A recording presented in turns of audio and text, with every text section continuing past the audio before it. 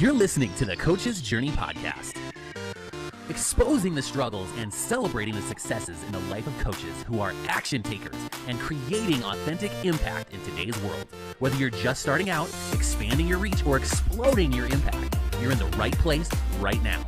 Stay tuned and be sure to subscribe to this podcast. Now, here are your hosts of the Coach's Journey podcast. Part of the coaching mastery community, just building that, working with amazing leaders, trying to understand how to move something forward, that in itself is priceless to me.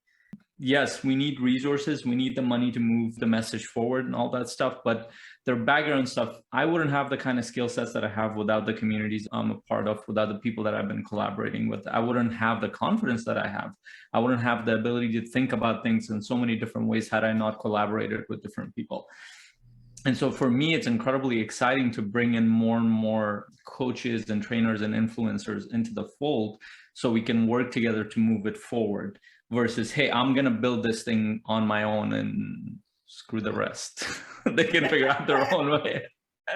And it also goes back. So for me, it was when I was in the beginning stages of the coaching, like I was looking for stuff like that, but there were very few coaches who were even willing to talk to you about these things.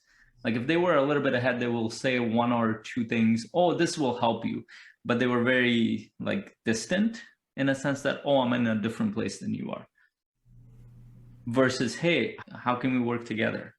Find a way. Like that would have been a game changer for me had I seen how more experienced coaches do certain things. And I wasn't expecting them to do anything for free or anything, but there was not that mindset to, hey, I was there too. Let's see if we can help these coaches move up together. And it goes back to what Jens was talking about, paid forward. So I also want to transition. I wanted to, since you've been part of the real estate world and now you're in the coaching world, how have you leveraged getting consistent flow of clients? And I know you might have a few too many clients, like as you're saying that you're working with real estate investors, how have you managed to attract these clients, but also you've kind of created these packages that combine with your consultant work, which is, I think, great. How have you managed to do that on a consistent basis? Yeah, I don't even have a coaching website, so. He doesn't. That's amazing. Yeah, and I know that people struggle with, getting clients and everything else. I think the way I did it very grassrooty, that's the word here, I would connect with people on various real estate forums, various events and everything else. And I would just connect with people through, there's, a bunch of different websites out there you can connect. And I would say, hey, sounds cool. Why don't we get on a call, right? Why don't we talk? So I had various reasons for that. I wanted to see, hey, maybe this person can become a partner, maybe an investor. And then as I started transitioning into the coaching, maybe they can become a coaching client, right? And as my quote unquote credibility in the real estate started growing through doing more deals and being on a lot of different podcasts and everything else, I was able to kind of get my message out there, and that connected with people and said, well, I've actually done it, right? Because people want to, they want to get into real estate and they want to find somebody that they can connect with who has actually done it, that's not just selling, a course, and they may not even have the experience. I came from an authentic place of having done it, and I just connected with people one-on-one through, let's get on a call. I've had probably hundreds of kind of quote unquote free calls where I would just say, what's going on? How can I help you? Some people they wanted advice. I say, well, here's some ideas. I was like, well, that sounds cool. How can we create a more, consistent relationship as well? I do the consulting, I do the coaching. Why don't we connect on that? So really that's just been through that very grassroots thing. And then through going, speaking at podcasts and going to events, I was at a mastermind a month ago, and I think, one or two clients from that, just really being authentic about what it is I want to do and how I'm offering that. And they see what I've done and they feel attracted to that. I think that's my credibility in that. There's a second part to your question first, Alan. I forget what that was now. See if I remember asking. So it was around how have you leveraged the real estate world? I have to remember my own questions. Yeah. You're supposed to be listening, not me. Sherry, do you remember? I feel like this is a total bloopers moment because there are three coaches who should have excellent listening skills, and none of us remember the second part of the question. say you can be perfectly imperfect, guys. It's totally okay. Yes, this is a good example of coaches still need to work on listening. I love the fact that, so I don't know about the last question, but it brought up another question. Maybe that's what it was. I'll pretend that's what it was. So the part about credibility is really important. And one of the things that I've seen for some reason, so I didn't have that experience because when I went into engineering, I was there for a couple of years. I didn't have a lot of connections established for me to go back to that. And I actually wanted to move away from that. So that was different. But then I've also seen coaches who've had like lifelong careers, but they don't leverage that. How did you kind of connect the two as you were on these podcasts, as you were speaking about this stuff? How did you manage to do that? And was there a hesitation for you? Now I remember the second part of the question. Oh, you remember? Yes, somebody does. Right? You were asking how do I combine the coaching with the consulting piece? I think. So see, that's what it was. I was testing you to make sure you were listening. Yeah. So the leveraging my prior career, IT into real estate, I think really where the systems and like the logical approach to doing things really makes sense, right? I think that's where I attract people to. And so we want to talk about the consulting side that I still do. I do the coaching, I do the high performance coaching, but then I add the consulting piece as well. It's like, okay, you want to do a deal? Here are the 5 things you should do, right? This has become more like, here's the recipe for how you want to do your first deal, for example. And I think the way I have attracted people is I'm a very logical guy, as you know, Faisal. I can see the steps that need to be taken. And I can explain and help people see that path too. I said, well, here are the first 5 things you should do. Once those things are done, then here are the next 5 things after that. That type of thing, right? And that really comes from my IT career because I used to, implement very complex systems that had 500 steps to get it done. So I was used to thinking through that process. And now I can use that in my real estate career to create systems for operating these deals and closing them. And as I connect that with my clients, like, oh, there's actually a logical progression for how we do these things, right? So as they overcome their limiting beliefs around through the coaching, then they also see, well, here's the path you can take to actually get there. So I think that attracts a lot of people, that it combines those two. So I've been pretty successful in selling kind of a package that includes both. And that's something that I'm really continue to do in that space.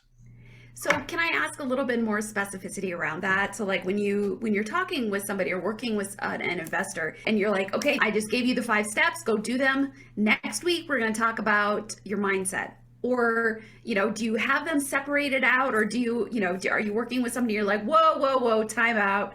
I recognize a limiting belief. Let's tackle that for it. Like, how do you flow between the two of telling people what to do, but then helping them kind of that self-discovery?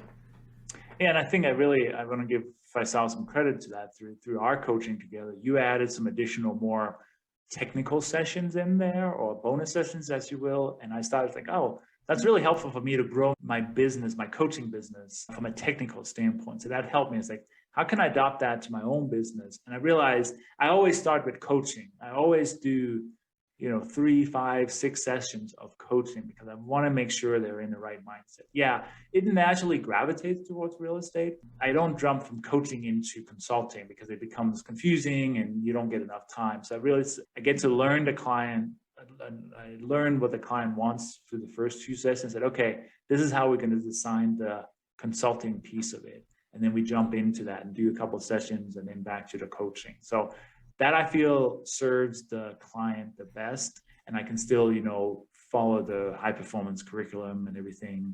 And then, add these additional sessions to it. And I had one client, for example, right now, I started with them this summer, and it's like 18 sessions that we kind of committed to, and they wanted to bounce back and forth, but then they moved and somebody got sick and somebody got a new job. I was like, well, you guys don't have time to do real estate right now. But let's continue the high performance, make sure you get all that stuff sorted out, you have the right mindset. And then when some of your personal stuff calms down a little bit, then we'll jump back into the real estate side of things, right? So I just have I keep a lot of flexibility in that, but I try to keep them each session focused on what that session should be. I love the fact that you can leverage coaching, because one of the things in the real estate world is most people won't start and kind of go full force into it and, oh, I have my first deal. It's like a lot of them, they go through this kind of path. They're learning for a while, and then they try a couple of things, works out, something doesn't work out, then they go back, they have some responsibilities come up, and all that requires coaching for them to keep on track towards their vision. And if they're not clear about the bigger picture, they keep going again from one thing to the next thing to the next thing, versus, hey, I'm going to get to that. I know I see the bigger picture, but I need to deal with all this stuff right now. I'm not going to lose sight of the bigger picture. And as a coach, you can be there to help keep them accountable, but also more importantly, to help them keep aligned with the vision, help them deal with the challenges around how they're looking at their life, their relationships, and so many other aspects of their life that they might not have support, and they might be actually hard on themselves because they're like, well, how come I'm not moving this deal forward? How come all these other people are doing it? But your life is not the same as all these other people. And none of us have that experience. So I think you're serving, like, I love the real estate investor community, and I equate them to be very similar to influencers and coaches, because a lot of them have gone through a full career and they've come to a point they're like, oh, I see a dead stop here. This is not going to take me further. And coaches think in a very similar ways. Is that one of the reasons why they came into this world, is that they've had enough of whatever they got. They wanted to create a different life. And like I said, they're naturally motivated, intrinsically motivated to move forward, which is such, so you are serving such an important part of the world, because a lot of these guys are going to become entrepreneurs who are going to hire people, collaborate with people, so many amazing things. So I love that. So what about, you mentioned the paid forward event, and I love that because I know that came from your experience. When you look at your coaching path, and you mentioned that you're connecting that with that to some degree, but how do you see yourself like really incorporating that into the paid forward mastermind type of events like that? The coaching? Yeah, I mean, I think this really comes from this idea that I could not have achieved, my quote unquote success in the real estate had I not had mentors and partners and coaches that helped me, push me, pull me along the way. So that's really what that idea of that paid forward came. You're listening to the Coach's Journey podcast.